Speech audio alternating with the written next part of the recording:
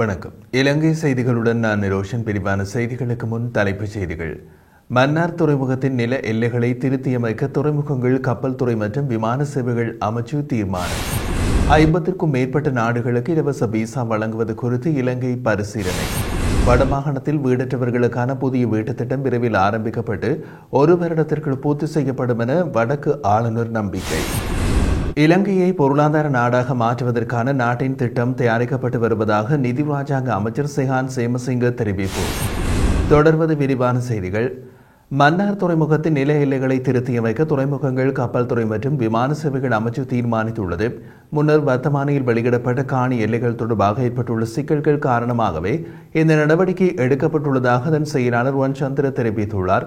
அதன்படி திருத்தப்பட்ட எல்லைப் பகுதிகளை வர்த்தமானியில் வெளியிட திட்டமிடப்பட்டுள்ளது. முன்னதாக வர்த்தமானியில் வெளியிடப்பட்ட எல்லைகளுக்குள் மன்னார் கடற்படை தளமும் உள்ளடங்கியுள்ளதாக அவர் மேலும் தெரிவிக்கின்றார். புதிய வர்த்தமானியில் அது தவிர்க்கப்பட்டு துறைமுக வரம்புகள் குறிக்கப்பட உள்ளது. 50க்கும் மேற்பட்ட நாடுகளுக்கு இலவச விசா வழங்குவது குறித்து இலங்கை பரிசீலித்து வருவதாக தெரிவிக்கப்பட்டுள்ளது. இது தொடர்பான பிரேரணை அடுத்த வாரம் அமைச்சரவையில் சமர்ப்பிக்கப்பட உள்ளதாக சுற்றுலா அமைச்சு வட்டாரங்கள் தெரிவிக்கின்றன. அமைச்சரவை பத்திரம் சுற்றுலாத்துறை அமைச்சரால் வெளிவிவகார அமைச்சர் அலி சஃப்ரி மற்றும் பொது பாதுகாப்பு அமைச்சர் டிரான் அலஸ் ஆகியோருடன் கூட்டு பத்திரமாக உருவாக்கப்பட உள்ளது. இந்த நடவடிக்கையானது 50 நாடுகளுக்கு மேல் இலங்கைக்கு விஜயம் செய்வதற்கு இலவச விசாக்களை வழங்கும் என்று எதிர்பார்க்கப்படுகிறது. இதேவேளை அண்மை காலமாக இலங்கை வரும் சுற்றுலா பயணிகளின் எண்ணிக்கையில் பாரிய அதிகரிப்பும் ஏற்பட்டுள்ளது. இந்தியா உட்பட பல ஐரோப்பிய நாடுகளிலிருந்து அதிகளவான சுற்றுலா பயணிகள் நாட்டிற்கு வருகின்றனர்.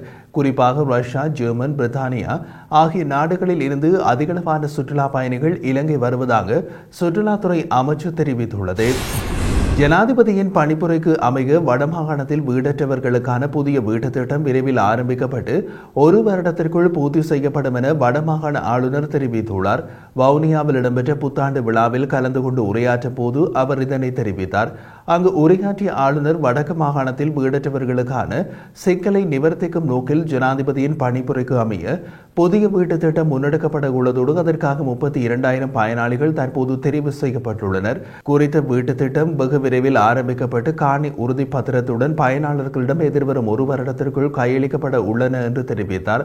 அதே நேரம் இந்த வருடத்தில் வெற்றி அளிக்கக்கூடிய பயிர் செய்கையினை வடக்கு மாகாணத்தில் மேற்கொள்ள முடியும் என்பதோடு இதற்கு போதுமான அளவு நீர் காணப்படுகின்றது. பெரிய குளங்கள் மற்றும் சிறு குளங்களின் நீர்மட்டம் போதுமானதாக காணப்படுகின்றமையினால் இடைப்போகம் மற்றும் சிறுபோகம் ஆகியவற்றில் போதுமான அளவு விளைச்சலை எதிர்பார்க்க முடியும் என்றார்.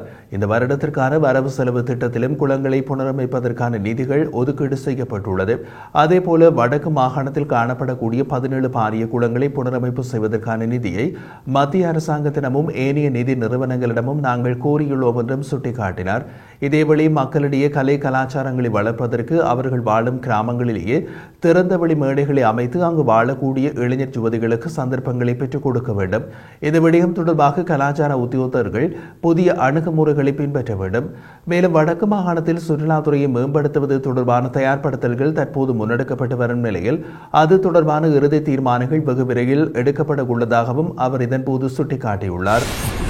7 வருட கடூழிய சிறை தண்டனை விதிக்கப்பட்ட 15 இலங்கை மீனவர்களுக்கு மியான்மர் அரசாங்கம் பொது மன்னிப்பு வழங்கியுள்ளதாக இலங்கையின் வெளிவிவகார அமைச்சர் அலி சஃப்ரி இன்று அறிவித்துள்ளார். கடந்த டிசம்பரில் மியான்மர் கடல் எல்லையை மீறி மீன்பிடி நடவடிக்கையில் ஈடுபட்டதற்காக 2 மீன்பிடி படகுகளுடன் மொத்தம் 15 இலங்கை மீனவர்கள் மியான்மர் அதிகாரிகளால் கைது செய்யப்பட்டதாக அமைச்சர் அலி சஃப்ரி தெரிவித்தார். கல்பிட்டி மற்றும் நீர்கொழும்பு பகுதியை சேர்ந்த மீனவர்கள் கடந்த நவம்பரில் ராயன் புட்டா மற்றும் லாரன்ஸ் ஆகிய 2 கப்பல்களில் புறப்பட்ட நிலையில் டிசம்பர் 2ஆம் தேதி மியான்மர் அதிகாரிகளால் அவர்கள் கைது செய்யப்பட்டனர். இந்த ஆண்டு ஏப்ரலில் கைது செய்யப்பட்ட இலங்கை மீனவர்கள் சார்பில் மியான்மர் அரசிடம் கருணை மறுகோரி இலங்கை முறைப்படி மனு தாக்கல் செய்ததாக தெரிவிக்கப்படுகிறது. ஏப்ரல் 17ஆம் தேதி மியான்மரின் பொது மன்னிப்பு தினத்தை முன்னிட்டு இந்த முறையீடு செய்யப்பட்டுள்ளதாக மியான்மருக்கான இலங்கை தூதுவர் ஜனக பண்டார தெரிவித்தார். அதன்படி இலங்கை மீனவர்களுக்கு பொது மன்னிப்பு வழங்குவது குறித்து பரிசீலிக்குமாறு மியான்மர் பிரதமரிடம் நேரடியாக வேண்டுகோள் விடுக்கப்பட்டதாகவும் ஜனக பண்டார தெரிவித்திருந்தமை குறிப்பிடத்தக்கது. பொருளாதாரத்தை மீட்பதற்காக அரசாங்கம் முன்னெடுத்துள்ள சீர்திருத்த செயற்பாட்டின் மூலம் இலங்கை மக்கள் நல்ல பலன்களை பெற்று வருவதாகவும், எனினும் இதற்கு இருதரப்பு மற்றும் பலதரப்பு பங்காளிகளின் ஆதரவை இன்னமும் எதிர்பார்க்கின்றோம் என்று நிதி ராஜாங்க அமைச்சர் செஹான் சேமசிங்க தெரிவித்துள்ளார். G24 நிதியமைச்சர்கள் மற்றும் மத்திய வங்கி ஆளுநர்கள் உச்சி மாநாட்டில் உரையாற்றும் போது அவர் இவ்வாறு தெரிவித்தார். பொருளாதாரத்தை ஸ்திரப்படுத்தும் நடவடிக்கைகள் வெற்றியளித்துள்ளதுடன் ஏற்றுமதியின் செயல்முறையினை வலுப்படுத்தி நேரடி வெளிநாட்டு முதலீட்டின் ஊடாக வெளிநாட்டு கடன்களை பெறாமல் பொருளாதாரத்தை புதிய வளர்ச்சி பாதைக்கு செலுத்தும் நடவடிக்கையில் அரசாங்கம் ஈடுபட்டுள்ளதாக அவர் சுட்டிக்காட்டினார். 2030 ஆண்டளவில் நாட்டின் புதுப்பிக்கத்தக்க எரிசக்தி உற்பத்தியை 35%இலிருந்து 70% அதிகரிப்பதை இலங்கையின் இலக்காகும் என்றும் அவர் கூறினார். மேலும் இலங்கையை பொருளாதார நாடாக மாற்றுவதற்கான நாட்டின் திட்டம் தயாரிக்கப்பட்டு வருவதாகவும் கடல்சார் இடம் சார்ந்த திட்டத்தை உருவாக்கும் பணியினை இலங்கை ஏற்கனவே ஆரம்பித்துள்ளதாகவும் அதற்கான பணிகள் தற்போது நடைபெற்று வருவதாகவும் நிதி ராஜாங்க அமைச்சர் குறிப்பிட்டுள்ளார். சஜித் பிரேமதாச தலைமையிலான ஐக்கிய மக்கள் சக்தியிலிருந்து 17 நாடாளுமன்ற உறுப்பினர்களை தம்பக்கம் ஈர்க்கும் ரணில் விக்ரமசிங்கவின் முயற்சி வெற்றியளிக்கவில்லை என்று தெரிவிக்கப்படுகிறது.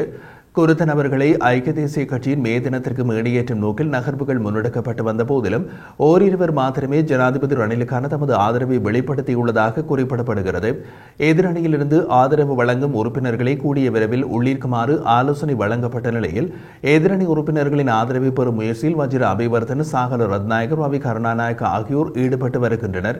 இந்த நிலையில் தலதா அத்துக்குருள கபீர் ஹாசிம் ராஜித் சேனாரத்ன ஆகிய எம்பிக்கள் எதிர்க்கட்சித் தலைவர் சஜித் பிரேமதாசவின் அண்மைய கால செயற்பாடுகள் குறித்து அதிருப்தி மனநிலையோடு உள்ளதோடு பொதுஜன பெரமுனவின் உறுப்பினர்களை கட்சிக்குள் இணைக்கும் போது எவ்வித கலந்துரையாடல்களை முன்னெடுக்கவில்லை என்றும் அவர்கள் வெளிப்படையான குற்றச்சாட்டுகளை முன்வைக்கின்றனர்.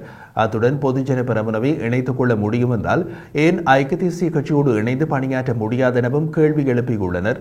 எதிர்வரும் மே தினத்தை பிரம்மாண்டமான முறையில் நடத்தி மக்கள் செல்வாக்கை தம்பக்கம் ஈர்க்கும் முயற்சியில் ஐக்கிய தேசிய கட்சி ஈடுபட்டுள்ள அதே நேரம் ரணில் தரப்பு 10 முதல் 15 நாடாளுமன்ற உறுப்பினர்களை சஜித் தரப்பிலிருந்து தம்பக்கம் ஈர்க்கும் முயற்சிகளிலும் ஈடுபட்டுள்ளது. அதன்படி இந்த விடயம் வெற்றியளித்தால் ரணிலின் செல்வாக்கு அதிகரிக்கும் என்பதோடு ஜனாதிபதி தேர்தலில் அவருக்கான வெற்றி வாய்ப்புகளை அதிகரிக்கும் என்றும் கருதப்படுகிறது. சந்திரிகா கூட்டணி மற்றும் மைத்திரி கூட்டணி என்று இரு துண்டுகளாக சிதறியுள்ள ஸ்ரீலங்கா சுதந்திர கட்சிக்கு நாளை தீர்மானமிக்க நாளாக அமையுள்ளது என்று தெரிவிக்கப்படுகிறது. ஸ்ரீலங்கா சுதந்திர கட்சியின் தலைவர் பதவியை வகிப்பதற்கு மைத்திரிபால சிறிசேன தகுதியற்றவர் என்று கூறி பதவி நீக்கலுக்கான நிரந்தர தடை உத்தரவை கோரி முன்னாள் ஜனாதிபதி சந்திரிகா பண்டாரநாயக்கவினால் கடந்த 4ஆம் தேதி மனு தாக்கல் செய்யப்பட்டது.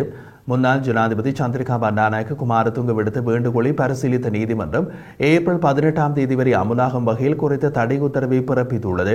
அதே நேரம் உயிர்த்த ஞாயிறு தாக்குதல் தொடர்பாக மேற்கொள்ளப்பட்ட வழக்கு விசாரணையின் போது மக்களது அடிப்படை உரிமைகள் மீறப்பட்டுள்ளது என்று நீதிமன்றம் தீர்ப்பு அளித்தமையினையும் மேற்கோள் காட்டி அவர் தவிசாளர் பதவியை வகிப்பதற்கான தகுதியை இழந்துள்ளார் என்றும் குற்றம் சுமத்தப்பட்டது. மேலும் மைத்திரிபால சிறிசேன தனக்கு வழங்கப்பட்ட மக்கள் ஆணையை மீறி நல்லாட்சி அரசாங்கத்தில் பிரதமராக பதவி வகித்து ரணில் விக்ரமசிங்கவை சட்டவிரோதமாக பதவியிலிருந்து விலக்கி நாடாளுமன்றத்தில் பெரும்பான்மையற்ற பிரிவினருக்கு பிரதமர் பதவியை வழங்க தீர்மானித்ததன் மூலம் யாப்பை மீறியுள்ளார் என்றும் குற்றம் சுமத்தப்பட்டிருந்தது. இந்த நிலையில் ஸ்ரீலங்கா சுதந்திர கட்சியின் வழக்கமான தலைவர் மைத்திரிபால சிறிசேன எனவும் வழக்கமான நிர்வாக சபை உறுப்பினர்கள் யார் என்பதை எதிர்வரும் 18ஆம் தேதி நீதிமன்றத்தில் உண்மைகளை வெளிப்படுத்த அனைத்து நடவடிக்கைகளும் தயார் எனவும் நிமால் ஸ்ரீபால டி சில்வாவை நியமித்தது சட்டவிரோதமானது எனவும் அந்த கட்சியின் துணைத் தலைவர் ஒருவர் சிங்கள பத்திரிகைக்கு கருத்து வெளியிட்டிருந்தார். அதன் அடிப்படையில் நாளை ஸ்ரீலங்கா சுதந்திர கட்சிக்கு தீர்மானமிக்க ஒரு நாளாக அமைய உள்ளது என்பதுடன் நீதிமன்றம் மூலம் நாளை வழங்கப்படும் தீர்ப்பு ஸ்ரீலங்கா சுதந்திர கட்சியின் எதிர்கால பயணத்தை தீர்மானிக்கும் எனவும் தெரிவிக்கப்படுகிறது. கொழும்பு புதுக்கடை பிரதேசத்தில் உள்ள ஈட் ஸ்ட்ரீட் உணவகத்திற்கு சென்று வெளிநாட்டவரை அச்சுறுத்திய சம்பவம் தொடர்பாக நேற்று கைது செய்யப்பட்ட உணவக உரிமையாளர் பிணையில் விடுவிக்குமாறு கொழும்பு நீதவான் நீதிமன்றம் இன்று உத்தரவிட்டது. இதன்படி சந்தேக நபர் 50,000 ரூபாய் ரொக்கப்பணையிலும் 10 லட்சம் ரூபாய் பெறுமதியான சரீர பிணையிலும் விடுதலை செய்யப்பட்டுள்ளார். குறித்த சந்தேக நபர் இன்று நீதிமன்றத்தில் ஆஜர்படுத்தப்பட்ட போது இந்த உத்தரவு பிறப்பிக்கப்பட்டது. வெளிநாட்டு பயணி ஒருவருக்கு சந்தேக நபர் கொத்துரோட்டி ஒன்றினை 1,900 ரூபாவுக்கு விற்பனை செய்ய முயற்சித்த போது அதனை ஏற்றுக்கொள்ள வெளிநாட்டு பிரஜை மறுத்ததை அடுத்து சந்தேக நபர் அவரை அச்சுறுத்தியதாக போலீசார் நீதிமன்றத்தில் தெரிவித்தனர். கொழும்பு 12 சேர்ந்த 51 வயதான நபரே சந்தேகத்தின் பேரில் கைது செய்யப்பட்டுள்ளார்.